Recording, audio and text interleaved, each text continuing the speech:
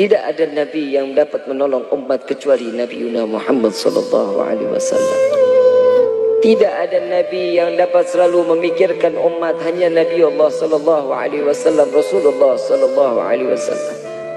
Tidak ada seorang manusia yang dapat memikirkan umat melainkan Rasulullah sallallahu alaihi wasallam. Nabi 3 hari 3 malam tidak makan, tidak minum. Yang dipikirkan betapa takutnya Rasulullah umatnya masuk ke dalam neraka Jahannam. Sedangkan kita ayuhal khadirun, mau 3 hari, mau 1 minggu, mau 1 bulan, mau 1 tahun, tiada henti-hentinya membuka gerbang neraka Jahannam untuk kita langkahkan kaki kita ke dalam neraka tersebut. Tidak pernah terfikir oleh kita setiap malam untuk bertaubat kepada Allah Subhanahu wa taala. Tidak pernah terfikir untuk beristighfar kepada Allah. Inilah yang dikatakan oleh Imam Ghazali radhiyallahu anhu wa radahu. Imam Ghazali mengatakan hijrah tersebut dari tempat yang satu ke tempat yang lain, dari yang buruk menjadi kebaikan. Ini adalah tempat dan momen tersebut yang terdapat kebaikan-kebaikan di sisi Allah. Tahun lalu kita lupa beribadah kepada Allah, rubah tahun ini untuk kita makin taat beribadah kepada Allah Subhanahu wa taala. Sudah cukup kita membuat sedih hati Nabi sallallahu alaihi wasallam. Di dalam riwayat yang lain, Siti Aisyah radhiyallahu anha wa radhaha, beliau tiap malam tidak pernah memandang wajah Rasul sallallahu alaihi wasallam dalam keadaan tertidur. Sampai Siti Aisyah melihat Nabi dalam keadaan beribadah kepada Allah.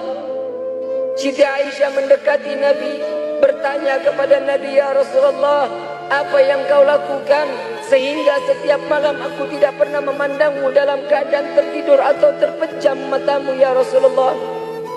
Apa jawaban Rasulullah? "Ya Aisyah, apabila aku menjamkan mataku, siapa yang akan menangisi umatku agar mereka terselamatkan dari api neraka Jahannam?" Setiap malam aku harus menggelar daripada sorbanku ya Aisyah. Tidak kurang dari 1000 rakaat aku salat taubat kepada Allah.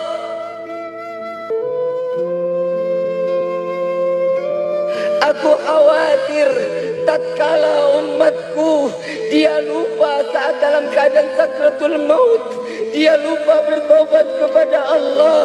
Aku mengharap kepada Allah agar salat taubatku ini dapat menambah daripada taubat umatku.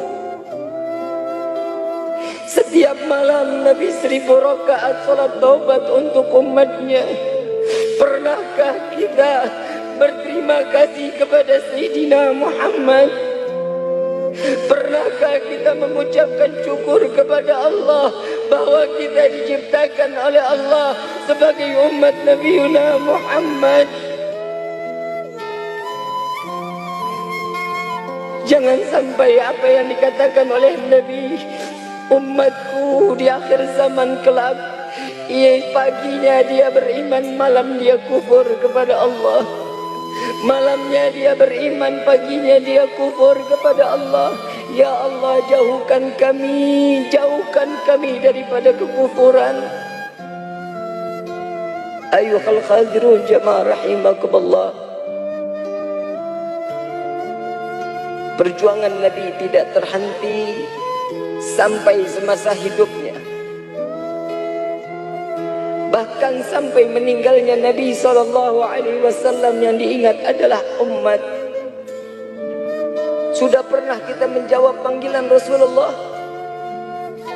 Saat sakratul maut Nabi mengatakan ummati, ummati, ummati. Dengan penuh kasih sayang Nabi memanggil umat.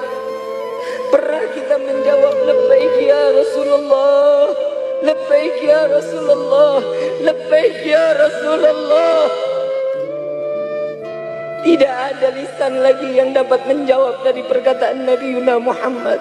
Dosa apa lisan kita ini? Bukan bukan hanya memanggil, tapi memberikan satu kunci di hadapan Allah. Aqimis salah, aqimis salah, aqimis salah. Dirikan salat, dirikan salat, dirikan salat. Ini yang dikatakan oleh baginda Nabi Muhammad sallallahu alaihi wasallam.